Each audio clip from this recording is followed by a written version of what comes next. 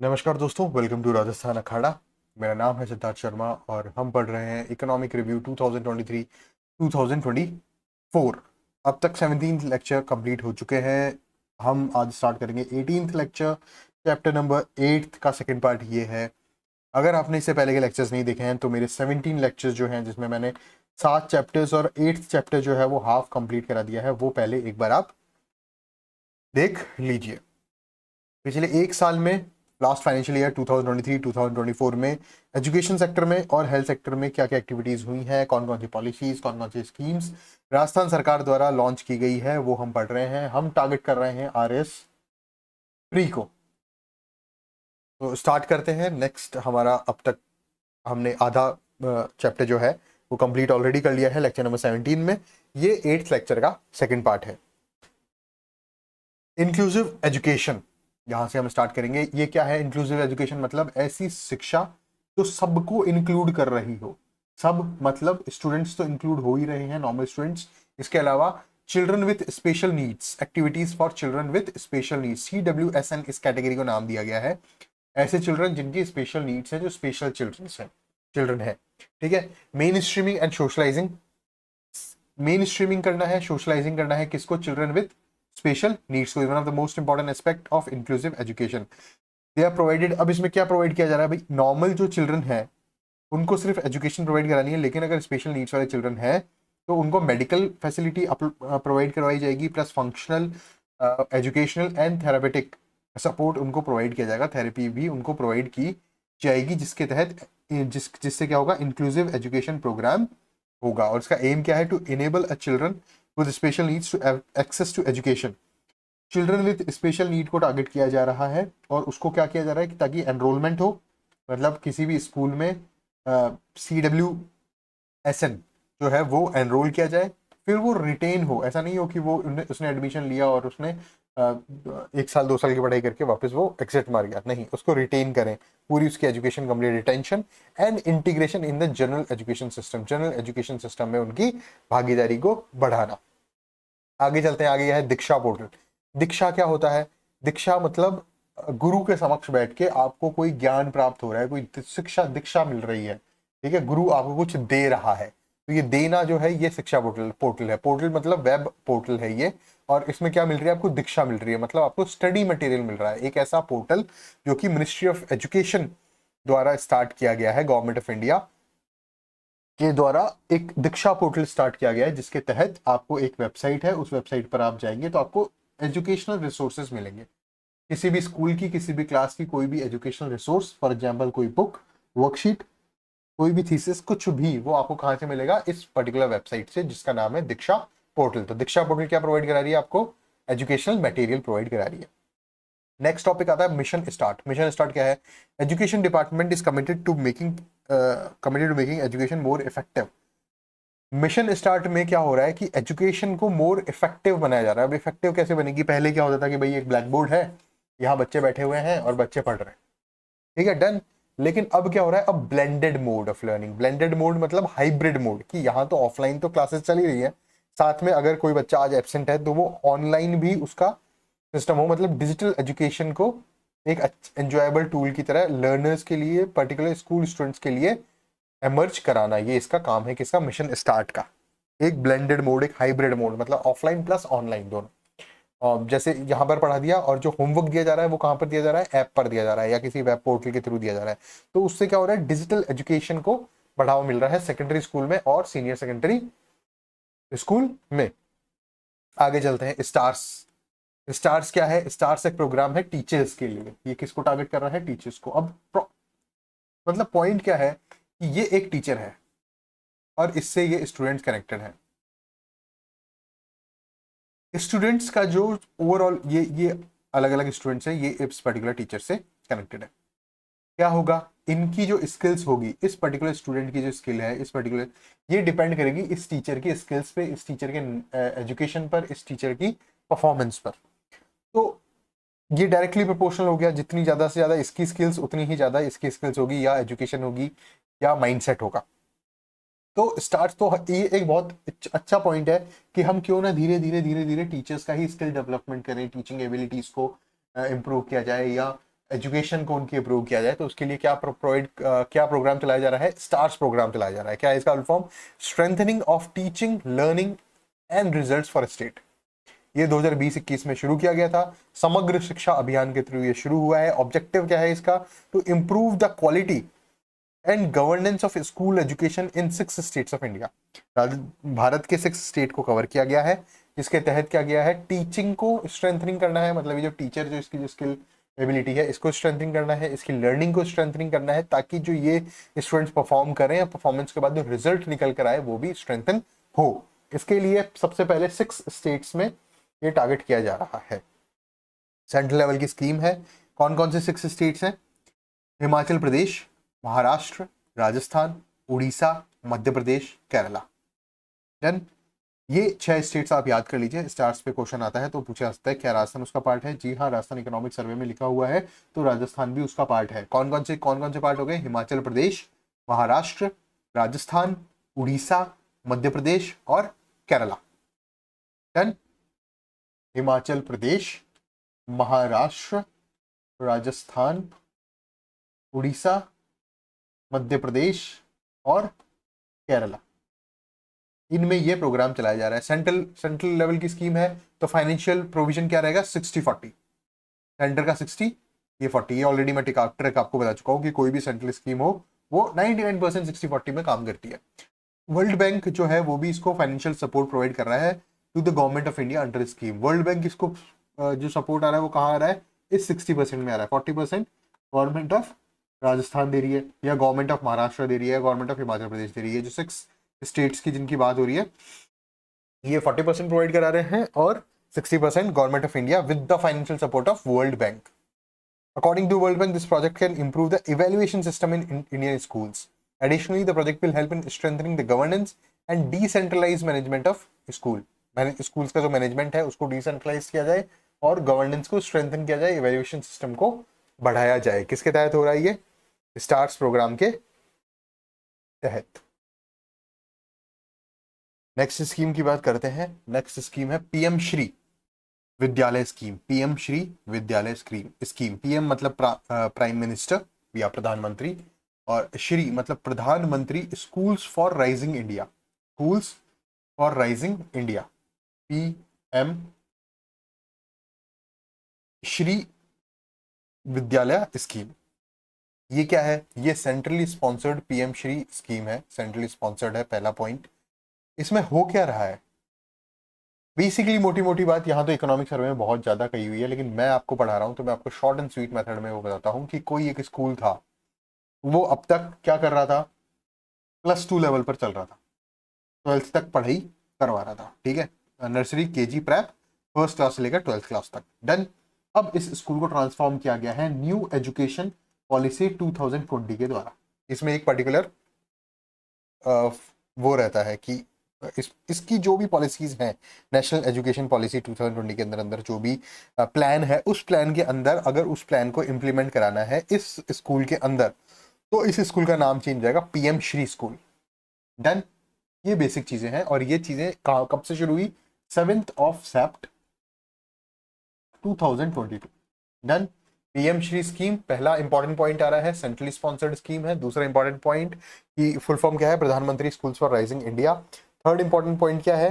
कि ये एक सेंट्रली स्पॉन्सर्ड स्कीम थी, ठीक है, और ये 7th of September 2022 को लॉन्च हुई। ऑब्जेक्टिव क्या है? मैं ऑलरेडी इसका ऑब्जेक्टिव बता चुका, लेकिन इकोनॉमिक सर्वे में क्या लिखा हुआ है वो एक इंपॉर्टेंट बात है। मोटा मोटा पॉइंट जो निकल के आएगा आउटकम, वो यही निकल कर आएगा। The broad objective of the scheme is to transform schools. School transform हो गया एनईपी के तहत। Transform schools holistically by ensuring access to quality, equal inclusive education at all levels in accordance with the recommendations of the National Education Policy 2020।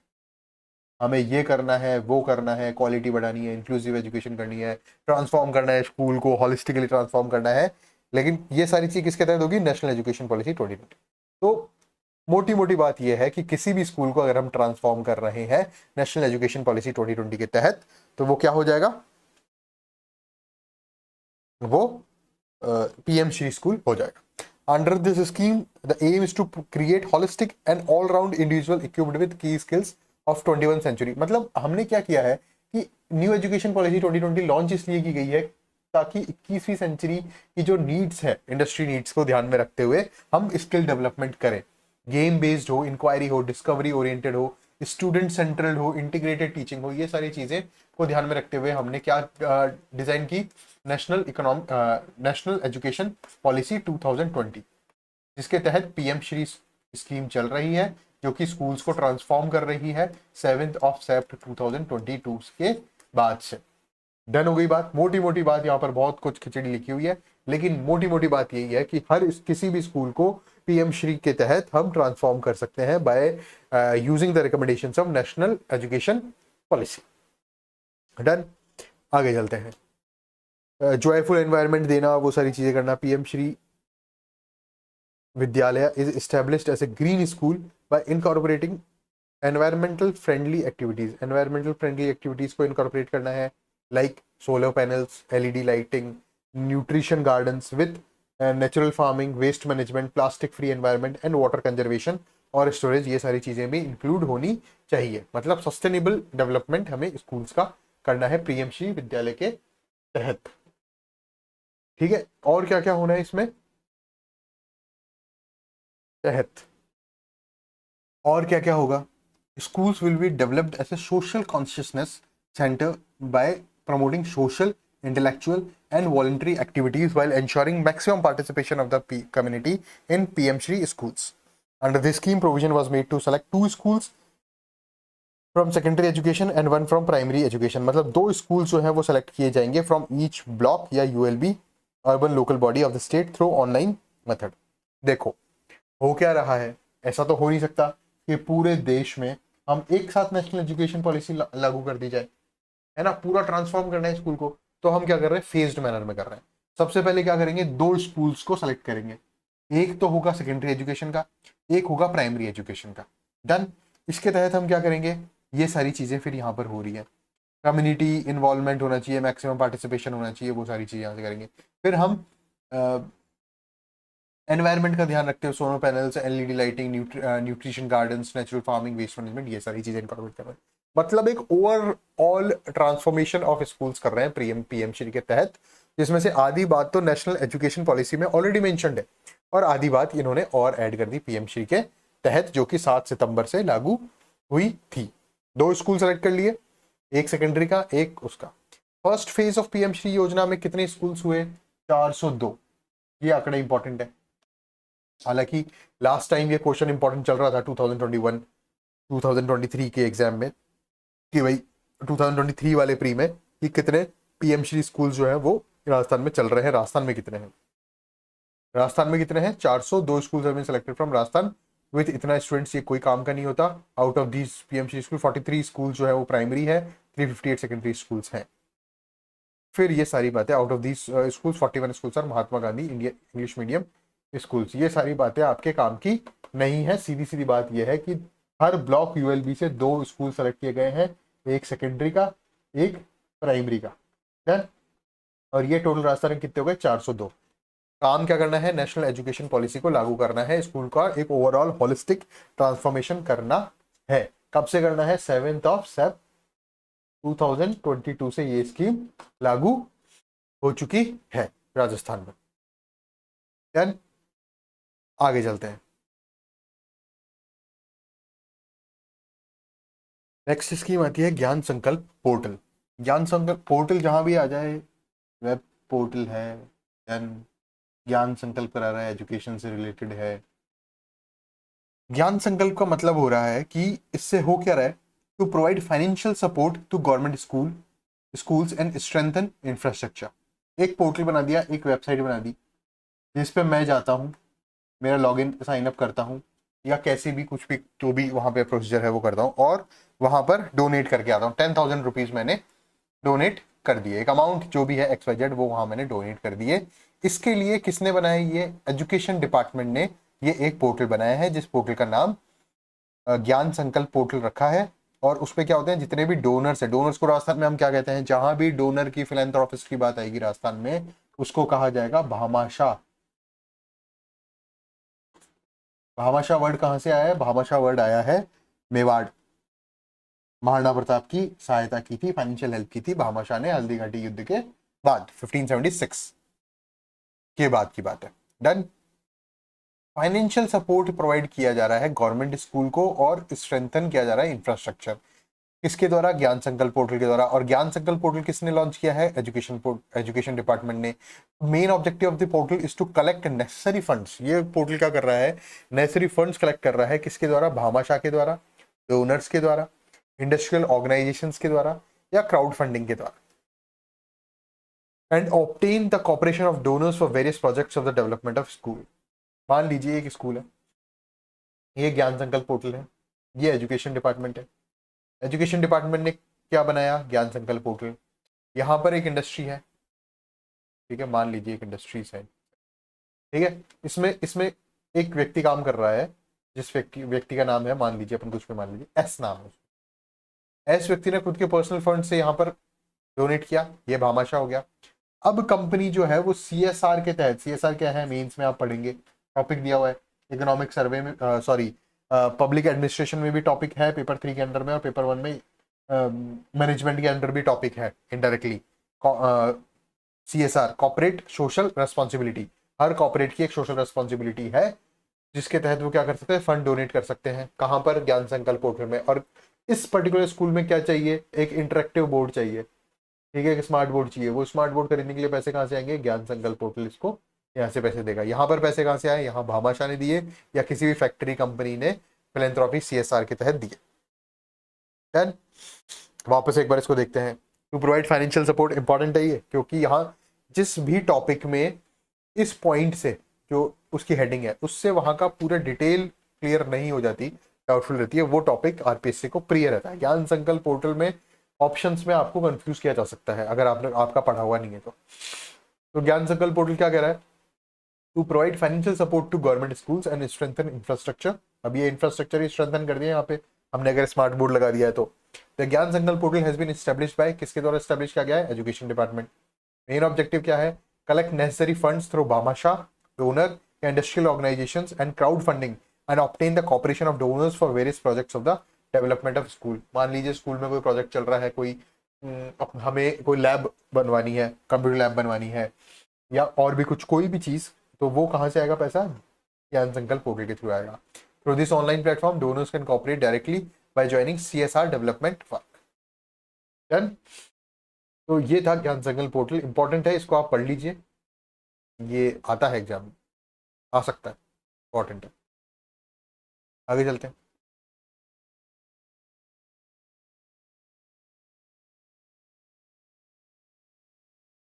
Next scheme है Indira Priyadarshini award. Indira Priyadarshini award किसको मिल रहा है? Class 8th, class 10th, class 12th, तीनों subjects, arts, commerce, science, ठीक है, 12th में। Class 8th के बच्चे, क्लास 10th के बच्चे, और class 12th arts, 12th commerce और 12th साइंस। सेकेंडरी और एलिमेंट्री एजुकेशन डिपार्टमेंट जो है वो ये अवार्ड दे रहा है। और इन सभी क्लासेस में, मतलब 8th बोर्ड हो गए, 10th बोर्ड हो गए RBSC में, 12th आर्ट्स, कॉमर्स, साइंस में, जो फर्स्ट पोजीशन गर्ल्स स्कोर कर रही है, सिर्फ गर्ल्स के लिए है, सिर्फ फर्स्ट पोजीशन के लिए है, class 8th, class 10th, class 12th arts, 12th commerce, 12th science. Then 1 2 3 4 5, इन 5 क्लासेस में किसी भी स्कूल में वो है, अगर बोर्ड एग्जामिनेशन दे रहे हैं, क्लास 8th में, प्रवेशिका में, सीनियर उपाध्याय में, संस्कृत एजुकेशन में, तो उसको क्या मिल रहा है? इंदिरा प्रियदर्शनी अवार्ड मिल रहा है। और कितना अमाउंट स्पेंड किया गया है ये एग्जाम पॉइंट ऑफ व्यू से इंपॉर्टेंट नहीं है। यहाँ क्या क्या फैक्ट इंपॉर्टेंट है?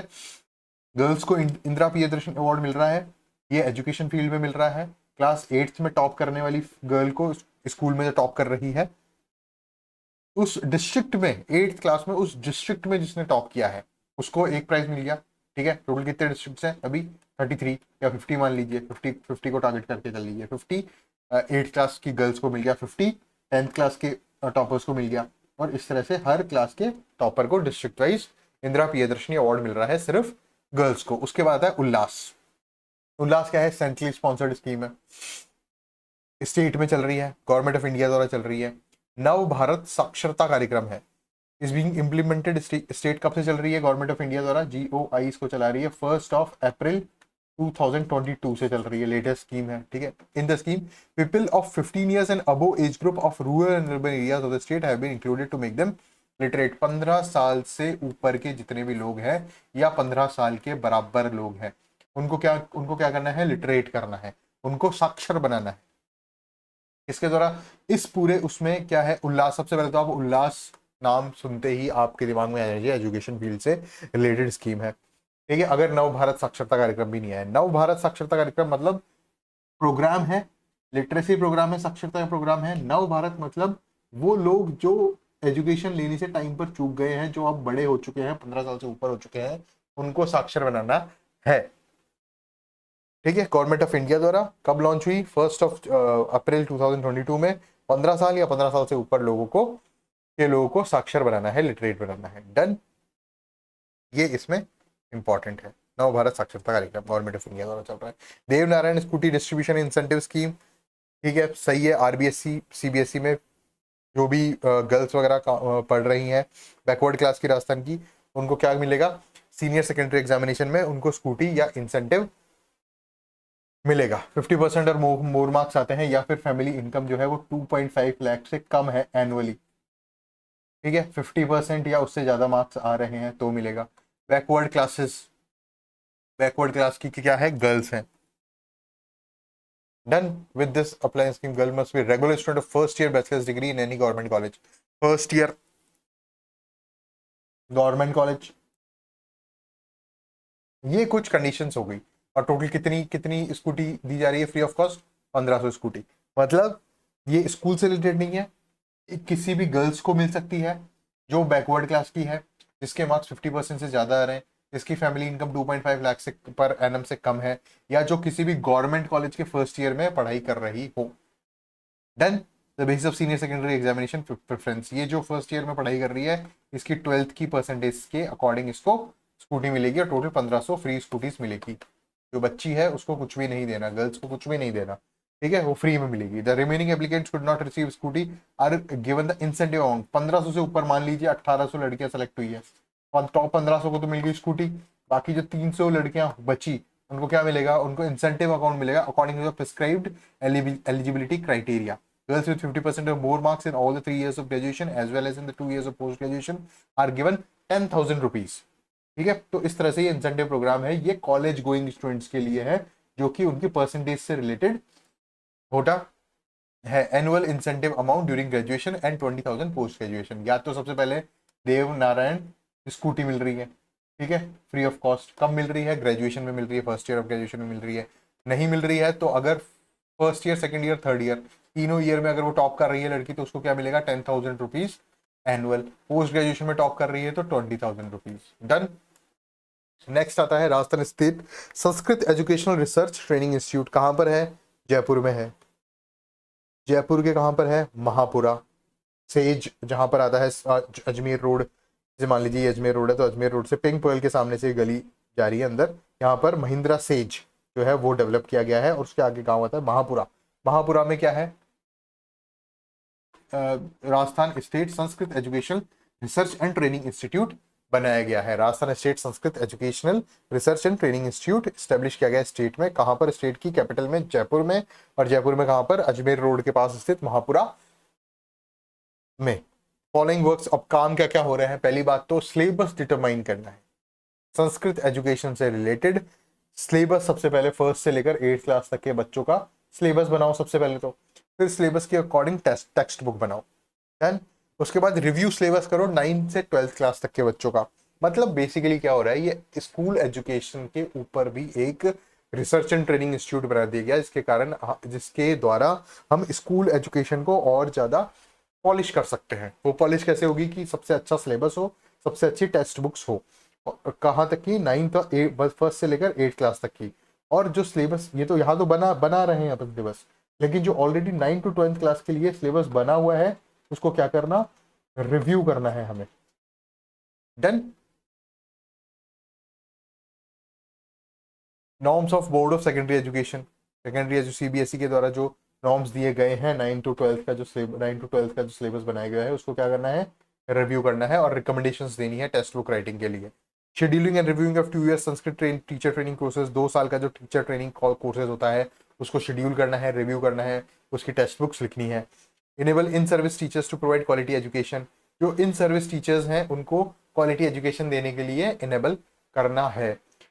To prepare the teachers working in Sanskrit education for research work करना है। Develop Rajasthan language public language to develop communication skills and make efforts in propagation. ये इंपॉर्टेंट नहीं है, इंपॉर्टेंट जो बेसिकली इस टॉपिक को मेरे इस लेक्चर में इंक्लूड करने का मकसद ये है कि इकोनॉमिक सर्वे में दिया हुआ है, ये लेटेस्ट है, पूछा जा सकता है, जयपुर से रिलेटेड है, जयपुर के महापुरा में स्टेब्लिश किया गया है, और उसका मोटा मोटा काम क्या है, संस्कृत एजुकेशन से रिलेटेड। ये स्कूल एजुकेशन के भी ऊपर एक रिसर्च इंस्टीट्यूट बना दिया गया है जो सिलेबस रिव्यू कर रहा है, सिलेबस डिजाइन कर रहा है, टेक्स्ट बुक डिजाइन कर रहा है, टीचर्स की स्किल्स जो है वो डेवलप कर रहा है। बेसिकली इसके ये पॉइंट्स हैं।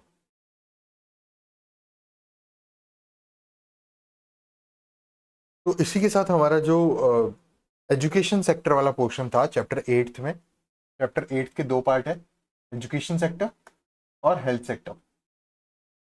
एजुकेशन वाला हमने कंप्लीट कर लिया है। अभी हेल्थ सेक्टर जो है वो मैं नेक्स्ट लेक्चर में लूंगा। निरोगी राजस्थान अभियान से हम स्टार्ट करेंगे और इसको 8 चैप्टर को हम कंप्लीट करेंगे नेक्स्ट लेक्चर में। देन आज के लिए इतना ही, रिवीजन इसको करते रहिए।